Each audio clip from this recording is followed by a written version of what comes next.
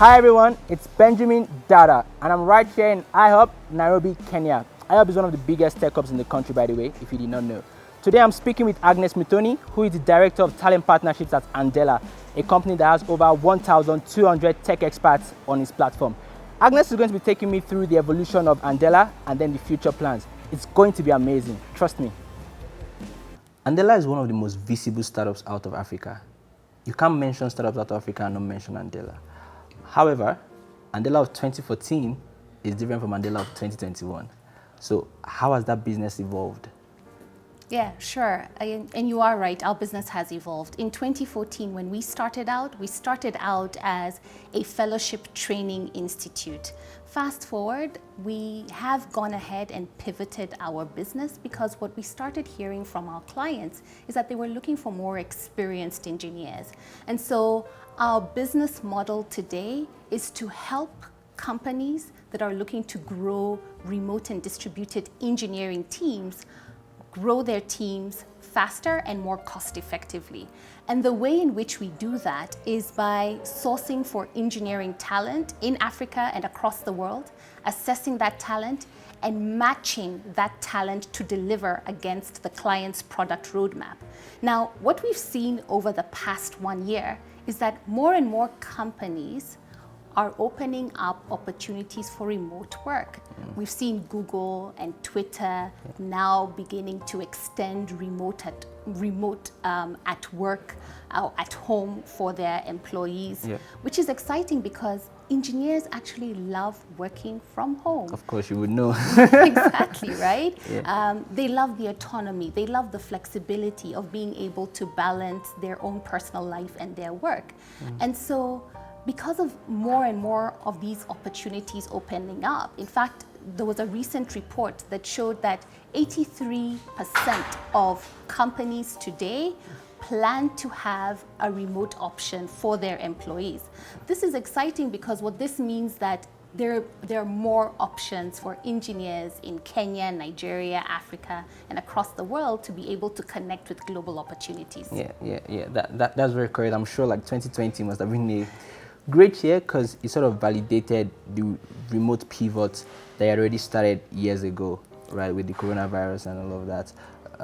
You're right. And I think what the world is realizing is that remote work can actually be a catalyst for democratization of opportunities. True.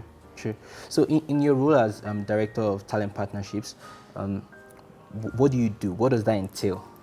Well, yeah, so I think that's a very complicated title to say something very simple. So the work that I do is, that's what keeps me inspired every single day. Nice. I head up the open source learning community at Andela, which is known as the Andela Learning Community. So far, we've been able to train 80,000 Africans across 54 countries. And we've been able to do that in a sustainable way through partnerships with Google, Facebook, and Microsoft. To bring it to life in practical terms, let me share a story about one of our learners from the community. Her name is Butina from Tunisia. She's a primary school teacher. She was able to overcome the obstacles of no coding background, no computers in school, to learn new skills and now teach her students how to code. Oh, wow. And we have, a gentleman by the name of Paul, who, again, similar no coding background, and now fast forward, he's now a software engineer. And so both Butina and Paul are among 80,000 learners who've gone through training in coding, problem solving, communication skills, and now are more equipped to be able to pursue different opportunities in their career. So listening to the work you've done with Andela Learning Community, it then feels like Andela didn't really leave that mission of training early stage engineers, especially when you mentioned the examples of people with no coding background and then being able to learn programming. So I think well done on that. For me, I'm looking at women in technology, right? With the ALC program, which is the Andela Learning Community, have you seen any uptake, right, from women who are looking to maybe improve their fortune or, learn programming as a life skill? Yes, we have. We've definitely seen an increase in the number of, female technologists who are interested in pursuing a career as software developers, or who are interested in becoming product managers. Yeah. So it's really exciting to see how over the last few years we've really seen an increase in the number of women who are excited to participate in these type of learning programs, but then who are also building and advancing their career in different aspects in technology. Like which one? So, product manager would be one of them. I would say, like UI, UX design, software engineering, whether it's a front-end engineer or being a full-stack engineer. So we're actually seeing women, participating in different, or actually, going ahead and pursuing different roles in their career. It's exciting to know that a lot more women are getting involved, but also at the leadership level, you're one of the very few, not like it's a great statistic, but very few women in leadership. My question is, how do you think more women can rise to the level of leadership, especially in a very male-dominated industry like tech? That's a good question, and I think it requires, different players to participate. I think we need to make bold decisions in creating more enabling spaces for women, stripping out any unconscious bias in our hiring efforts. I think there's now, what I'm seeing from, leaders in Andela and in other tech companies is there's really a keenness to create a more diverse and inclusive space that enables anyone, whether you're a woman who's rising up in your career, to be able to create a more enabling environment for everyone. So which is exciting to see.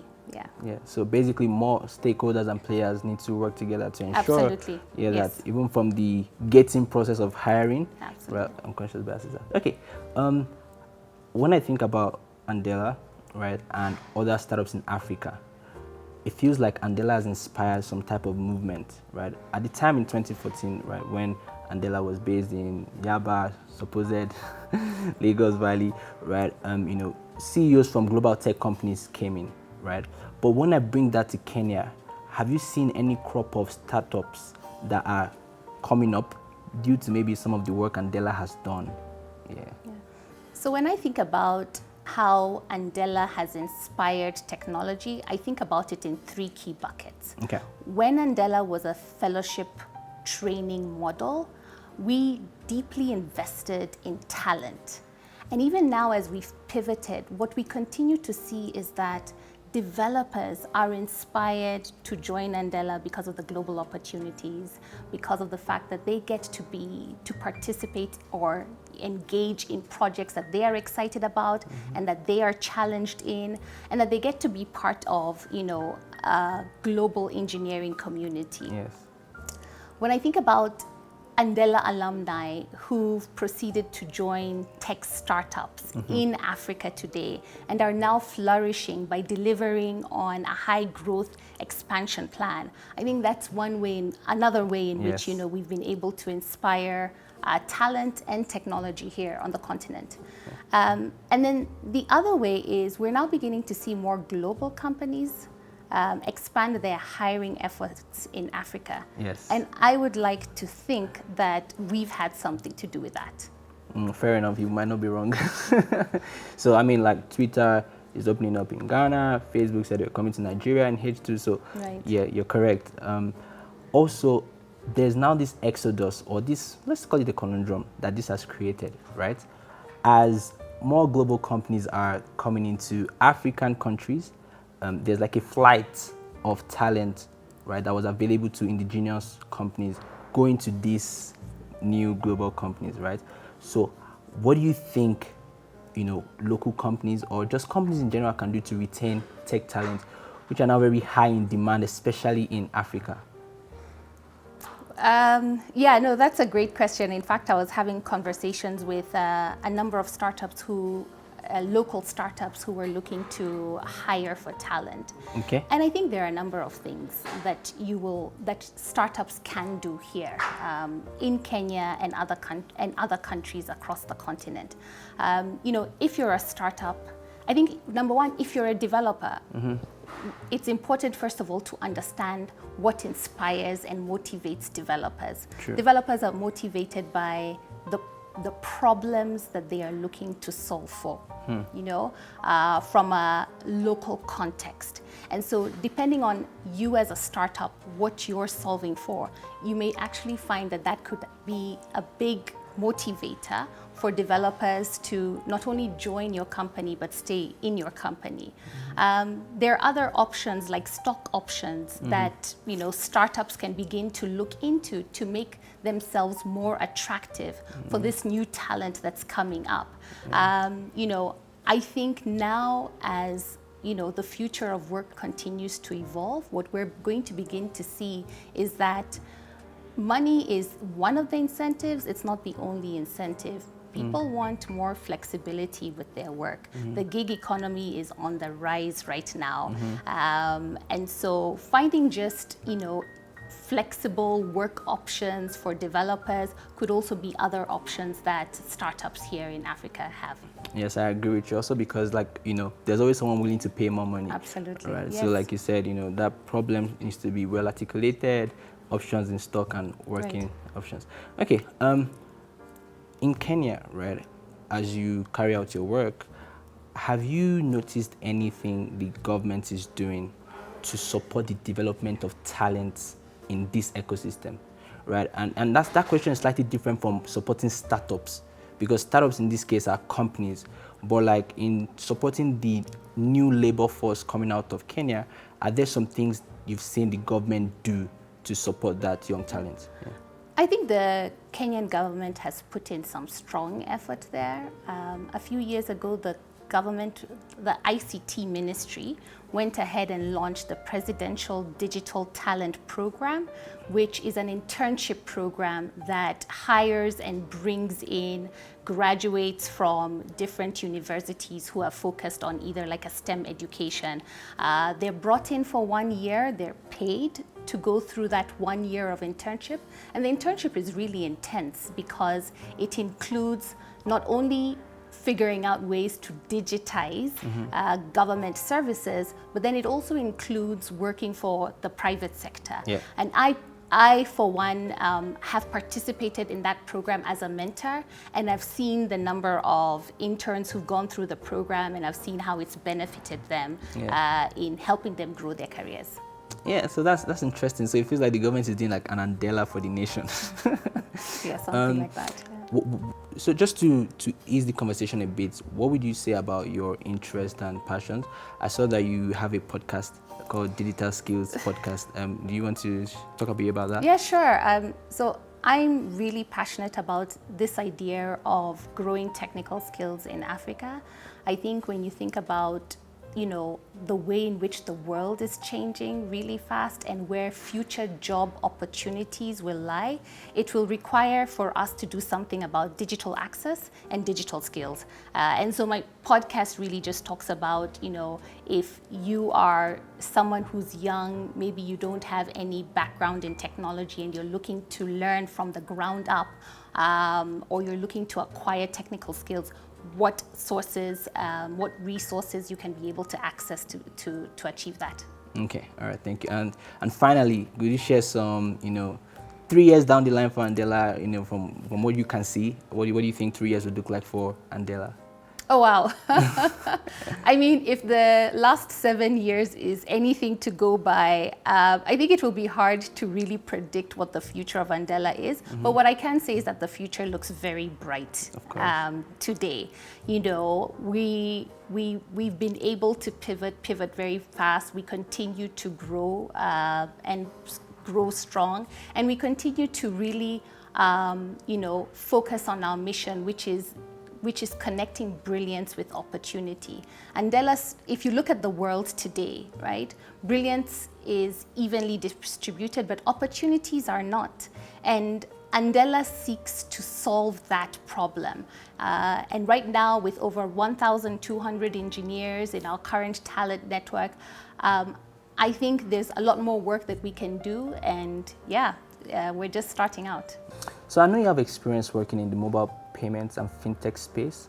You know, given all that's happening, like more than 1/3 of investments into startups is going into fintech, right? What can you say about fintech in Kenya, right? And then take me through where Andela sits in the middle of that. Sure. And you're right, you know, fintech has evolved significantly over the last few years. 10 years ago, I used to work in the fintech space, and I was working at a bank at the time in the innovation department. Nice. And I remember at that particular point, our biggest hurdle was trying to convince customers to move their money from their bank accounts to their mobile money wallets. Right. Fast forward 10 years later, when mobile money has become ubiquitous and M-Pesa has become a verb that we use every single day, we're seeing now more and more people are comfortable with moving money from their bank accounts to their mobile money wallets and to borrowing money using, you know, mobile platforms. You know, there's a report that I read where, you know, when you look at the global transactions, 4 out of every 10 mobile money global transactions are performed in East Africa today. Of course. You know, when we look at even borrowing, 76% of the total number of loans in the low income sector were actually done on a digital platform. Right. So it again just shows you just the growth that has taken place over the last few years and the potential for it as well. Okay. From an Andela perspective, we've had our engineering talent contribute towards actually help some of these companies that are building fintech solutions. And what we've seen is that diverse and experienced engineering teams end up building more robust solutions that build up trust on these platforms. That's powerful. That's powerful, because many times when people want to make a case for diversity, it just feels like filling up a quota. But if there's actual gains for these companies, then it makes sense too. Yeah. So emerging technologies, right? You work in the tech space, right? You're part of people building some of these technologies. What do you think are some of the hot technologies to watch out for, maybe in 2021 and beyond, from Kenya to the world or Africa?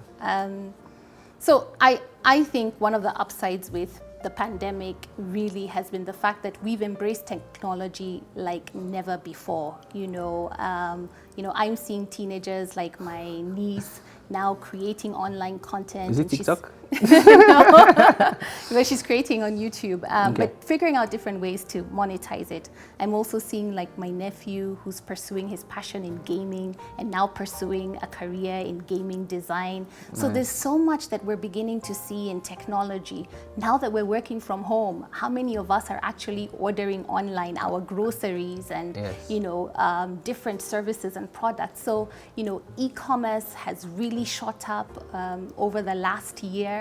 We're seeing cryptocurrency always now beginning to pick up. Some of the interesting trends that I've also noticed is there's a startup that I was engaging with, and currently what they're building for is they're building a platform where gig economy workers can now be able to get benefits like discounted gym membership or discounted air tickets. So it's exciting to see how there are these new subsectors that are beginning to emerge across different industries, and people are exploring white spaces. So what I would say is that, you know, there's so much more that can be done. Yes, and I agree with you. There's a lot more that can be done. Thank you so much, Agnes. You're welcome.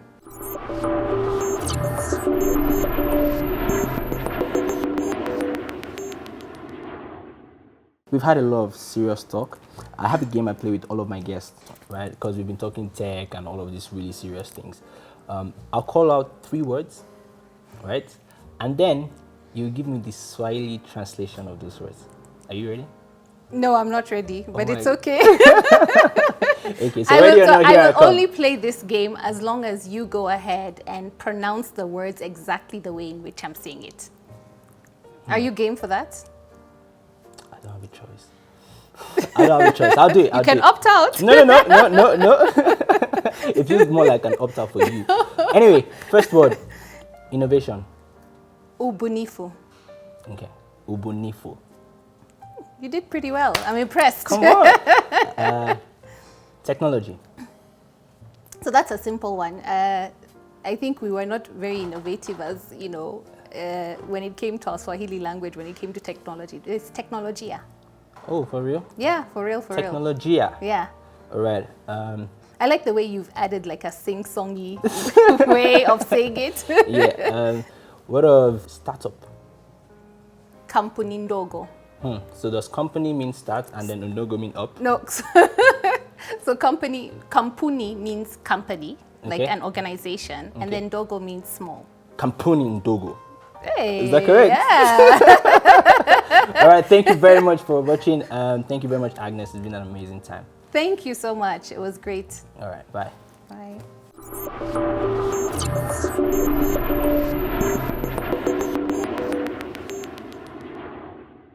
Hi, my name is Agnes Muthoni, Director of Talent Partnerships at Andela, and you are watching the Big Tech Show brought to you by Accelerate TV and AFF.